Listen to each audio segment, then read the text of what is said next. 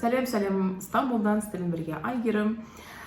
Қалайсыздар? Бүгінгі видео өткенде айтқандай, осыны алдыңғы видеода айтқандай, ақпараттық контент, ақпараттық видео. Бұл соның ішінде бұл ақпарат шетелге күйеуге шығып, шетел азаматын босанған қыздарға арналады. Бұл қазір бөлісейін деп отырған ақпарат тек өзім басымнан өткен, өзімнің жеке тәжірибем. Мүмкін басқа қыздар басқа шалған болар, мүмкін басқа қыздар басқаша документ жинаған болар, мүмкін басқа қыздар түрік. Бұл ақпарат және де түрік еліне, түрік азаматына шыққан адамдарға және түрік азаматын босанған қыздарға деп айтайыншы. Өйткені әр елде әр түрлі документтер беруі мүмкін ғой. Сол мақсатта осы видеоны жазып жатырмын. Мен заманында кезінде өзім қақша ақпарат таба алмадым. Менің өзім босанған балам шетелдік азамат болғасын оған беріле ме, бермей ме, оны білген жоқпын. Соның бәрінің өзінің басына өткенін қазір айтып кетейін. Мүмкін ұзақтау болуы мүмкін бұл видео, бірақ керекті ақпарат деп ойлаймын қыздарға. Өздеріңіздің бірге шай отырыңыз. Жаңағы ана құйып алып едім. Әлі отырмын. Кеттік. Бұл жаңағы айтқандай, орысша айтқанда, социальная выплата по случаю потери дохода в связи с уходом за ребенком по достижении им возраста 1,5 лет из Государственного фонда социального страхования дейді, я? Сосын қазақша айтқан кезде төлем, әлеуметтік төлем, барлық ана білетін болар, мені қарап отырған Қазақстанда босанғандар бәріңізді алған боларсыздар. Осы мен 2022-де босансам, сол 23-ші жылы шықты бір заң. Оған дейін бір жасқа дейін төлейтін болды ғой. Содан кейін 23-ші жылда заң шықты. 22-ші жылдың қаңтар айынан туылған балалардың бәріне бір жыл жас шарымға дейін, яғни 18 айға дейін төлейміз деген, төленеді деген, осы төлем жәрдемақы ма, төлем ба, деп айтады, сол беріледі деп шықты. Мен соған іліктім, өйткені мен балам 22-нің наурыз айында туылған. Қаш айтқанда бұл мемлекеттік әлеуметтік сақтандыру қорынан не бітті? Ешімсен жалғастырамыз. Бұл қаш айтқан кезде мемлекеттік әлеуметтік сақтандыру қорынан бала 1,5 жасқа толғаннан кейін, толғанға дейін болу керек, оның күтіміне байланысты табысына айырылған жағдайда төленеді әлеуметтік төлем. Неге 1,5 жасқа толғаннан кейін деп қашасын дұрыс жазбаған? 1 жас шамаға дейін берілетін дүние ғой бұл дейтін. Мен мына жерден Еговтан қарап қазақшасын, ресми қазақша аудармасын қарап отырмын да, және де қалай аталады бұл төлем жәрдемақы. Мысалға біздерде Қазақстанда былай ғой, жұмыс жасаған кезде 7 айға дейін жұмыс жасайсыз да, декреттік отпуск, декреттік демалысты толтырып, соны арыз жазып толтырып, соны ақшасын аласыз, және туғаннан кейін жаңағы бір рет төленетін төлем бар. Ол бір стандарт сияқты. Сосын арғаратты баланың 1 жас шарына дейін баланы бағу, күтім жылы бар ғой, соған дейін төленетін бір өзінің ақшасы бар. Ол сіздің жұмыс жасағаныңызға байланысты дүниелер. Жұмыс жасағанда алған ақшаңызға байланысты, соны есептеп, калькуляция жасап, үкімет береді, я? Сол ақшаны шетелдік азаматы қалай алады? Шетелдік азаматын туған адам қалай алады? Негізінде оның айырмашылығы жоқ. Сіз шетел азаматын туып жатсыз ба, Қазақстан азаматын туып жатсыз ба? Мен сол кездерде енді білмейміз ғой, мен өзім бірінші рет туып жатырмын, қандай төлемақы, жәрдемақы берілетін мен өзім жеке білмейтін болдым ештеңе. Егер сіз жұмыс жасасаңыз, декреттік демалыс ресмилендіресіз ғой, соған бір төленетіні бар. Мен жұмыс жасамайтын болғасын, мен оны және де мына жақта тіркелген болған соң, жүктілігімді ол жақта тіркелген болған соң, мен ол жаққа өзімнің соңғы алып барамын солай ғой да, мен білуімше ондай қағазым болған жоқ. Ол үшін мен Қазақстанға екіқабат болып барып, өзімнің участковыйыма тіркеліп, ондай жасағым келген жоқ. Өзім және де 2022-де босанатын болғасын, 2020-ның декабрь, желтоқсан айында жұмысқа шыққасын. Ондай жұмыссызмын ғой, енді былай айтқанда жұмыссыз болғасын, маған декреттік ақша түспейді. Сосын оны жақсы дедім. Содан кейін декрет босанғаннан кейінгі берілетін ақша бар ғой, сосын бір рет берілінетін. Және де мен манағы арыз апарған кезде 22-нің қыркүйек айында, ол кезде бір жылдық еді ғой, сол бір жылға дейінгі, бір баланың 1 жасқа толуына дейінгі деген төлемақыны алу үшін документтер жинадым. Жаңағы айтып өте кетейін, баланы туған кезде, босаған кезде сол бойда барып тапсыру, ондай тапсырмай қоюға да болады. Бала 1 жасқа дейін, 1 жасқа туғанға дейін апарып тапсырсаңыздар болады. Мен оны шетелде тұратын қыздарға айтып жатырмын. Ол сразу Қазақстанға бару бала туғаннан кейін мүмкін емес. Ол және де сол жақта туып отырған адамдарға да мүмкін емес сияқты. Ол баланы бағу, қағу, сонымен жүрген кезде оны қалай документтер жинап жүресіз да. Сол мен балам 6 айға келген кезде Қазақстанға келу бұйырды. Сол кезде де документтерін жинадым. Мен негізі бәрін ештеңені жинамай ешқандай төлемақы алам деп ойлаған жоқпын. Төлемақы алам деген ондай менде ой болған жоқ. Мен алам деп шештім. Bir күні өзім үшін алу керекпін ғой, негізі біреу үшін емес. Өзім ойладым, соңғы айтпақшы, соңғы 24 жұмыс жасаған, мысалы туған жылыңыздан бастап, соңғы 24 айда жұмыс жасаңыз, сол кездегі тапқан ақшаңыздың, сол жалақыңызды есептеп, сосын шығарады, жаңағы үкімет шығаратын сондай бір орталықтар бар да, төлемақыларды калкуляция жасап шығаратын орталықтар бар. Атын ұмытып қалдым қандай екен. Соны мен өзім былай ойладым, 22-де босандым, 22-нің наурыз айында босансам, 2020-нің наурыз айынан бастапқы ақшалар жалақымды есептейді деп. Мен 2020-нің мартынан наурызына, желтоқсанына дейінгі жалақыны есептеу керек болды. Мен сол кездерде теңіз кен орнында жұмыс жасадым, коронавирустың кезі. Мен 4-5 айлап сол кешірім сұраймын, жаңа балам келіп қалды да айырылып кетті. Сол соңғы 24 айдың жалақысын есептейді екен. Соны ойлап отырып, мен де 20-шы жылы коронавирустың кезінде вақтыда қалдым. Овертайм деген болады, білмейтіндер. Овертайм деген өзіңіздің вақтыңыздан тыс вақтыда жұмыс жасаңыз, сізге 1,5 есе артық төлейді. Солай сияқты бұрын 2 есе, ұмытып қалыппын, 5 жылдан болған дүние ғой.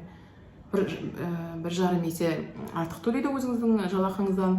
Және де сөйтіп мен 4-5 ай қалдым, және 2 апта үйіме 28 күн демалудың орнына тек 14 күн демалып кері келіп, сөйтіп 2020-нің наурызынан желтоқсан дейін бірталай жасап тастадым да, бірталай тауып тастадым былай айтқанда. Жақсы шығу керек деген оймен, ол бірінші себеп. Екінші себеп, бір күні бір инстаграмда қарап отырсам, бір блогер қыз андай шетелдіктерге күйеуге шыққан қыздарға қарсы екен. Шетелге шыққан қыздар, неге сіздер жаңағы төлемақы жәрдемақыны біздің фондтан аласыздар, бірдеңе деген, қай жаққа шетелге шықтыңыз, сол жақтың дүниесін алыңыз деген бір өзімен өзі болтаңдап әңгіме айтып отыр екен. Сосын мен тұрып өзім ойлаймын, неге осындай әңгіме айтады екен деп. Мен жұмыс жасағанға дейін, күйеуге шықпастан бұрын мен өзім адал жұмысымды жасадым, адал салығымды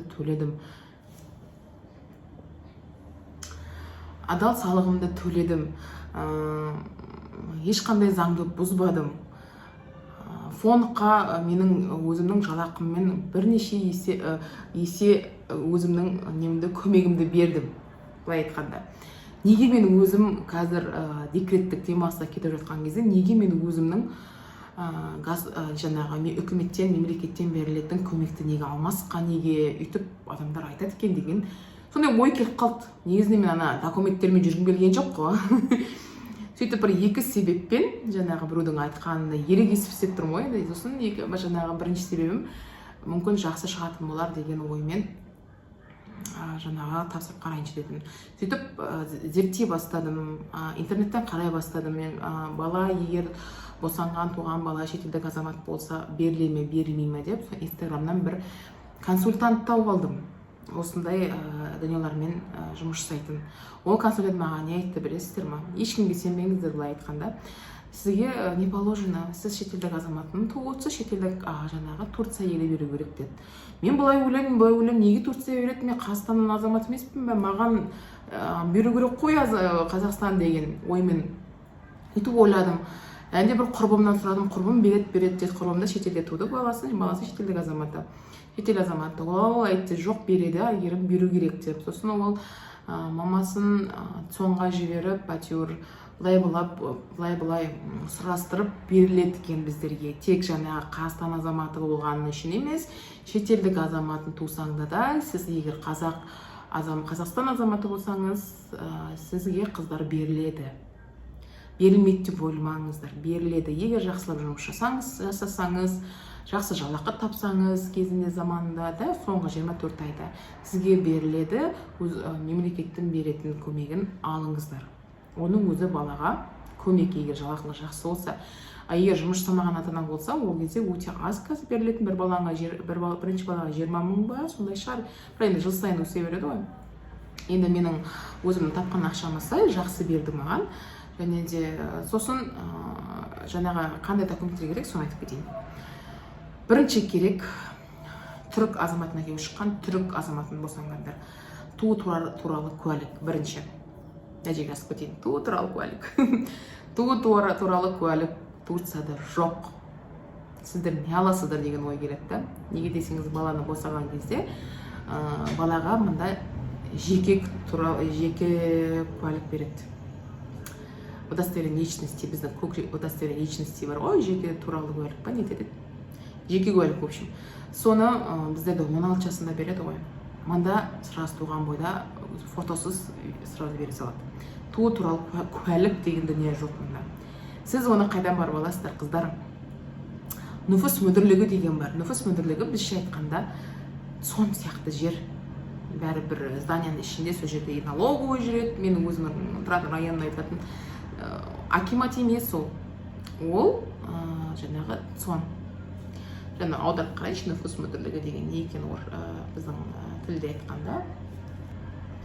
Управление народонаселения деп аударылады екен. Қаш айтқанда халықты тұрғын үймен қамтамасыз ету басқармасы. Жоқ, халықпен жұмыс жасау орталығы ғой, мен дұрыс аудармай тұр, Google Translate. Сондай нүфіс мүдірлігі деген күйеулеріңіз, жолдастарың білетін болар, соған барасыз. Барғанда алдын ала телефон соғып, запись жазасыз, очерт аласыз. Сізге смс келеді, осынша сағатта деп барасыз, бірақ ол сағатта кірмеген, номерға обязательно аласыз, номерға алған кезде кіресіз. Сол кезде формула А деген бар. Бұл формула А, ол куәлік емес, просто формула А. Форма А біздің немен қазақша айтқанда форма А. Бұл жерде баланың аты жөні, туылған жылы, қайда туылған, А4 қағаз, А4 қағазы. Просто А4 қағаз, біздікіндей әдемімдей куәлік емес. Сосын артында шешесінің аты жөні, және папасының аты жөні жазып тұрып. Осы туу туралы куәлік болып есептеледі. Куәлік без, бұлар справка, форма, справка туу туралы деп. Просто справка деп тұратын сияқты, астында назначение туу свидетельства, справка о рождении ребенка деп тұратын сияқты, естемесем. Мен жерге бір түрін түсіріп кетемін, салып кетемін мына жерлерге. Именно түрік азаматын туған қыздарға айтатын. Басқа елде туып отырған қыздар, өздеріңіздің сол туу туралы куәлік мүмкін сіздерде больницаларда берілетін болар. Соны апарасыздар, жоқ қылса өзіңіздің сондай сон сияқты жерлер бар, содан барып аласыздар.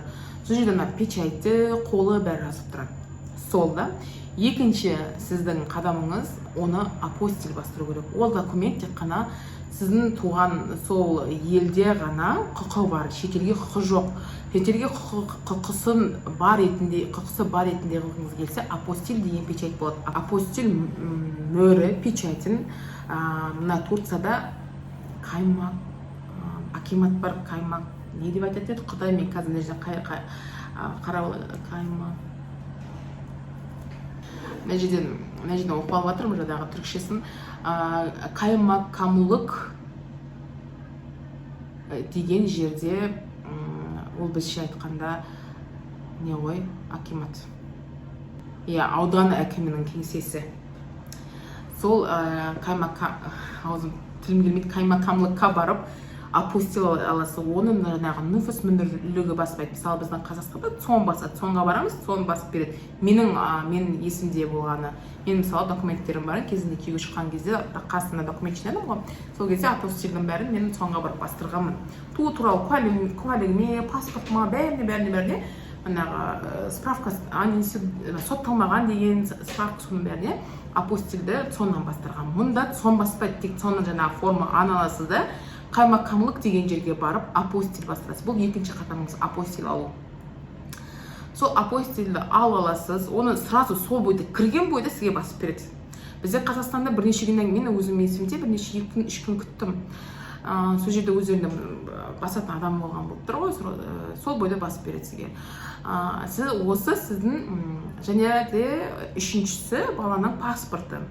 Баланың паспортын алу оңай. Мысалға бізде Қазақстанда баланың кішкентай нәресте балаларды 16 жасқа толғанға шейін сияқты, бәрін 16 жасқа толғаннан кейін алады. Бізде удостоверениені де жеке туралы куәлікті, және де жаңағы шетелдік загранпаспорттың бәрін біздер 16-тан кейін аламыз Қазақстанда. Мұнда және де жаңағы кішкентай балаға Қазақстанда мамасының, папасының паспортына басып береді.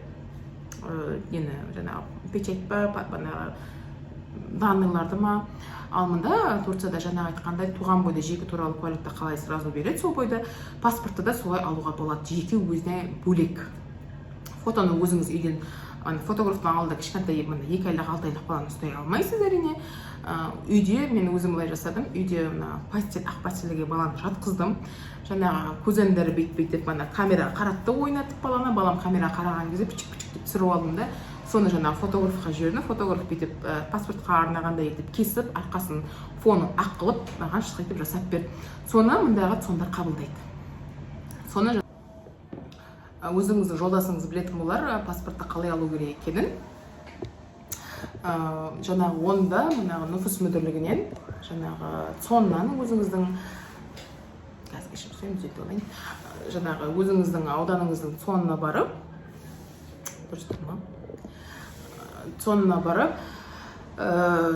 бармайсыз, жаңағыда телефон соғып запись аласыз, балаңызға паспорт алып отырған жағдайда. Сосын барып паспорт алған кезде өзіңіздің жолдасыңызбен паспорт алмай тұрған кезде, записке бармай тұрған кезде нотариуске барып, нотариустен сіздер дейтін не алу керексіз, доверенность алу керексіз. Паспортты тек бір мама-папасы барып тұрған жағдайда да паспортты бермейді. Мүмкін өзгеріп кеткен болар, мүмкін өзіңіздің ауданыңыздың соңына жазып қараңыз, барып қараңыз, сөйлесіп қараңыз. Қазір мүмкін өзгерген болар, білмеймін. Мен осы 2022-де алған кезде біздер барып тұрдық, сосын жоқ, барып нотариуске барып қағаз алып келдіңдер де доверенность аласыз. Доверенностьте не деген жазу болады? Осындай удостоверение нөмірі, жеке туралы куәлігінің нөмірі осындай балама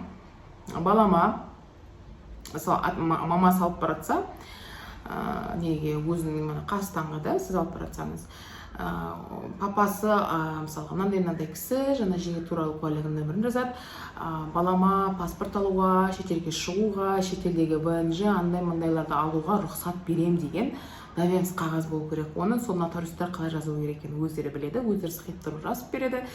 Сол қағазды әкеліп, доверенностьті жаңағы туу туралы куәлігімен алып, бірге әкеліп, паспортқа тапсырасыз. Паспорт сол үйге әкеліп береді сізге дайын болған кезде. Фотосын тапсырасыз ғой, және де балаңыздың. Соны шыққаннан кейін паспортқа апостиль бастыру қажет жоқ. Ол паспорттың өзі заграничный паспорт, шетелдік паспорт болғансын, ол барлық елдерде құқы бар. Мысалы бізде шетелдік паспортымызда Қазақстанда ешқандай апостиль деген печать жоқ қой біздерде. Ол өзі солай тұрғанда документ, шетелге өзі құқы бар. Ал басқа документтер, справкілер, куәліктер, туу туралы куәлік, басқа да дүниелердің бәріне апостиль басылу керек. Мысалы және де дипломдар деген сияқты бәріне бастырылады апостиль. Сонда сізде 3 дүние болу керек қоңызы. Туу туралы куәлік. Бұл айтқанда 2 дүние болу керек қой енді. Просто біреуі туу туралы куәлік формула А, нұфус мүдірлігінен аласыз, бірше айтқанда цон. соны қаймаққамлыққа барып, аудандық акиматқа, әкімшілікке барып, әкімшілік кеңсесі апостиль печатын бастырасыз. Ол солған бүйтіп пришивать етіп тігіп береді апостиль біткен. Ода А4 қағазға бастырылады. Үлкен өйткені ол печатмен шетелдің құқығы бәрі жазылған барлық елдерге. Сол апостиль печаты жүретін елдердің несі бар, тізімі бар. Тек сол тізімдердегі елдерге жүреді жаңағы печать. Сол жаңағы туу туралы справкаңыздың артына тігілінеді бүйтіп. Ол бір документ. Сол екінші документ жаңағы балаңыздың паспорты. Соны алып Қазақстанға келесіз. Сол екі документпен. Сосын Қазақстанға келгеннен кейінгі қадамдарыңызды айтайын. Неге барасыз? Нотариуске барасыз. Кез келген нотариуске бара бермейсіз. Ішінде аудармашысы бар нотариуске барасыз. Мысалы, менің атырауымда болды сондай нотариустар. Қазір көп нотариустардың қасында переводчиктер бар. Ағылшыннан қағазшаға, орысшаға аударатын, тағы да басқа тілдерден аударатын. Соны мен алып келдім де, жаңағы аудармашыға бердім. Аудармашы жаңағы паспортымда, жаңағы туу туралы куәлігімді, екеуі де түркше, паспорт енді ағылшынша болады ғой. Туу туралы жаңағы справка түркше болды. Соны алып орысшаға аударды. Орысшаға аударды А4 қағаздарға. Сосын сол жердегі нотариус өзінің аудармашы болғасын сенеді ғой. Сол жерден сосын нотариальный заверить етіп береді. Ол уже былай айтқанда копиялары. Ол уже ресми құқығы бар қағаз болып есептеледі. Апостильге дейін аударып береді. Апостильдің печатінде жазулар болады ғой. Соны бәрін аударып береді жаңа аудармашы. Соны алып ЦОНға барасыз. ЦОНға барғанда мүмкін айту мүмкін, сіздің шетелдік бала, анау шетелдік бала берілмейді, анау мынау деу мүмкін. Ешкім тыңдамаңыз. ЦОНның өзінде жүрген адамдар әртүрлі ақпарат береді. ЦОНның ішінде жүргендер әртүрлі. Мен мысалға өзім алардың кезінде аларда менің құрбым бірінші барып алып, менің көзім жеткізді ғой. Содан кейін өзім мототрекке соғып білген кезде жоқ, алмайсыз деді. Басқа осындай консультантпен сөйлескен кезде Инстаграмда сізге тоже не положено деп айтты. Бірақ мен құрбым алғанын біліп тұрмын, ол құрбым сосын именно сонда қай адамға барғанын айтты. Осындай қызға бар, ол қабылдады деп. Сөйтіп мен сол енді Атыраудың басында түрлі орталық бар ғой, енді жаңа түрлі ЦОН бар ғой. Әр адресте, именно сол мен құрбым барған адреске, құрбым барған консультант қызға, соның ішіндегі соған бардым да, бүйтіп айттым, жаңағыда мен өзім балам шетелдік, бірақ мен жаңағы төлемақы, жәрдемақыларды алуым деп тұр. Оған иін алу керек. Біздердің мысалға шетелдік азаматы болғасын, баланың иін болу керек қой. Енді сіздің Қазақстанда келгендегі жаңағы қадамыңызды айтып кетейін. Жаңағы айтқандай жаңағы нотариуске барып аударып, печать бастырасыз, нотариальный заверить етесіз. Ол бірінші қадамыңыз. Екінші ЦОНға барасыз да, ЦОНнан иін аласыз балаға. Иін алу үшін жаңағы туу туралы куәлігі, уже қолыңызда копиясы бар ғой, нотариальный заверить етілген, аударылған. Соны алып барасыз да, тапсырасыз. Иін үшін туу туралы куәлік пен паспорт керек. Болды, басқа ештеңе керек емес. Сосын сіздің өзіңіздің жеке туралы куәлігіңізді алып қалады копиясын.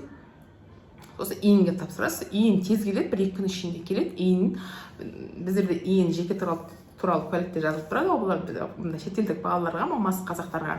Мындай А4 қағазда, мына жағында орысшасы, мына жағында ағылшыншасы, орысшасы қағазшасы иін нөмірі деп, иінде қарамен нәмінен жазылған иін нөмірі тұрады, астында баланың туған жылы, аты жөні, қайда туылғаны, қай елде туылғаны жазылып тұрады. Сонда иін берді, сосын сол бойда сол жерде иін шықты деп мен барғанда, именно сол қызға бардым қайтадан.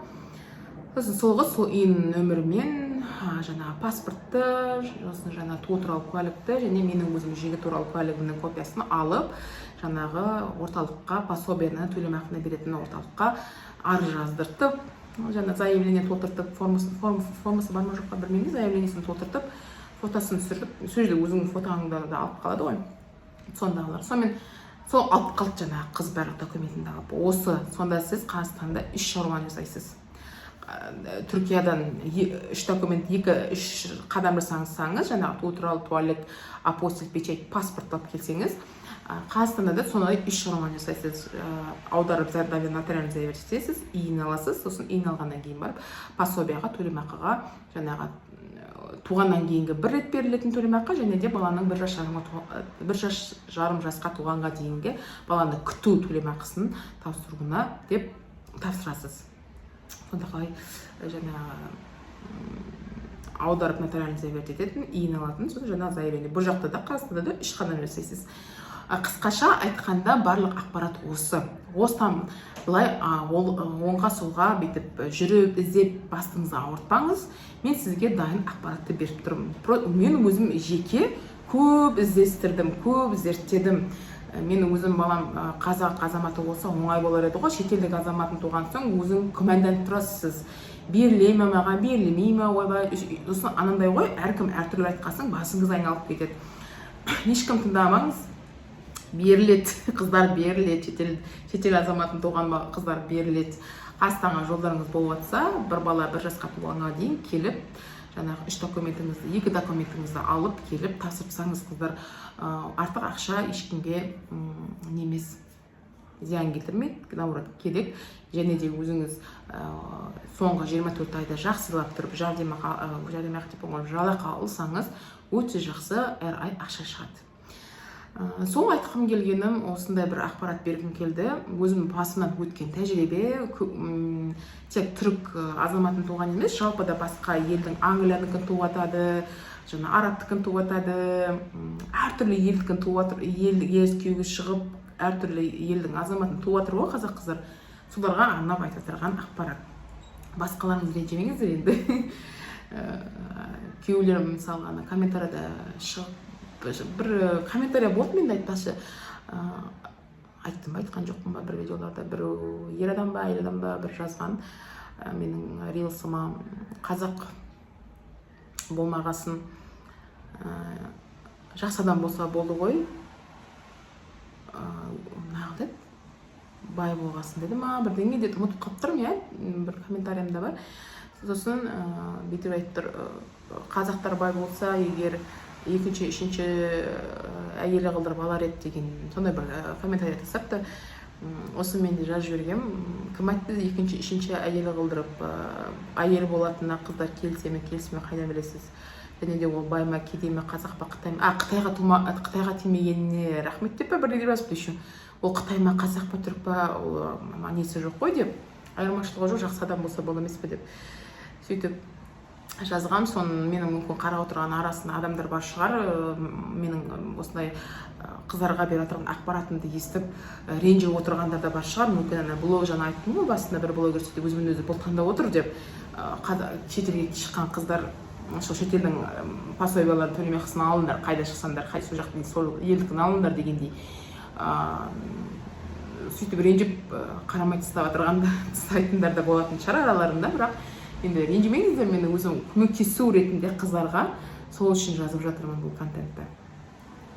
Көмек ретінде көмектескім келіп тұр қыздарға, іздестіріп жүрген қыздарға осындай. Және де бұл өте жеңіл екен, мен қиын болар деп ойладым, жеңіл екен. Сол алда білетін болған, мысалға мен өзім, және де кейбір алдыма кездескен қыздар болды, босанып ойлап жүрген, берем екен, бермем екен деген сияқты. Сразу айтам, береді, қыздар береді, ойламаңдар ештеңе деп жұрттар айта береді, интернетте де, инстаграмда да айта береді, берілмейді деп. Беріледі. Және де жинайтын документтері ондай көппес, азғантай. Сол осындай бір көп сөйлеп кеттім бе білмеймін, андай қысқа-қысқаша қылып айтпай, өзімнің басына өткен тәжірибені айтқым келді. Рахмет сіздерге қарағандарыңызға, осы берілген ақпарат сіздерге пайдалы болады деген ойдамын, қыздар. Егер шетелдік азаматқа шығып қарап отырған қыздар болса, жазып кетіңіздер, сөйлесейік. Сіздерде қандай тәжірибе болды осындай пособие алулармен деген сияқты. Және де мына шетелдік азаматына, Түркия азаматына күйеуге шыққан қыздарға Қазақстаннан қандай документтер керек, сол жөнінде айтып кетейін. Өйткені менде инстаграмда көбіне қыздар сондай сұрақтар қоятын болған маған директке. Айгерім қандай документ жинадың, Айгерім қандай документ жинадың дегендей. Және де мен өзім күйеуге шығардың алдында ол 2019-дан бастап документтерді сұрап бастадым, мен қандай керек деген сияқты. Сонда да мен көп әртүрлі қыздар тыңдап, басым айналып сөйтіп жүрді. Соның ішінде қазақша информация болған жоқ, қазақша ақпараттар болған жоқ. Көбі мына орыстың қыздарының, Россияның қыздары жазған осындай контенттер болды. Қазақтардың жазған контенттері болмады. Қазір мүмкін көп болар, бірақ сонда да мен қазақша не істеп жазып тоже түсіріп айтармын. Ол енді 5 жыл бұрын болған дүние ғой, енді ол көп өзгерді де айта алмаймын. Сол бір документтер ғой, бір өзінің бір стандарт бір документтері бар, тізімі сол бойынша. Сол Стамбулдың басында сонда түсіріп кетемін. Бірге болыңыздар, қараңыздар. Егер түрік азаматына күйеуге шыққысы келіп жүрген қыздар болса, айтып кетемін документтерді бір видеода айтып кетейін. Өйткені айтып тұрғанда жаңа Инстаграмда көп қыздар жазады. Соларға бүйтіп жеке жауап бермей, осы видеомды қарай қойыңыздар, осы видеода бәрі бар деп бір жағынан сол үшін де түсіріп кетемін. Сол менің шайым әбден суып қалды, мен төгіп тастап қайтадан шай не істеп ішіп алайын қарады. Сол қыздар, бәріңді сүйдім. Рахмет сендерге. Пока-пока. Айтпақшы, лайк басып тіркелгеніңіздер, тіркеліп кетіңіздер. Және де андай достарыңыз болса, түрік азаматына, шетелдік азаматқа шығайын деп жатырған, осы видеомен бөлісулеріңізге болады. Керек болып қалар ақпарат болашақта.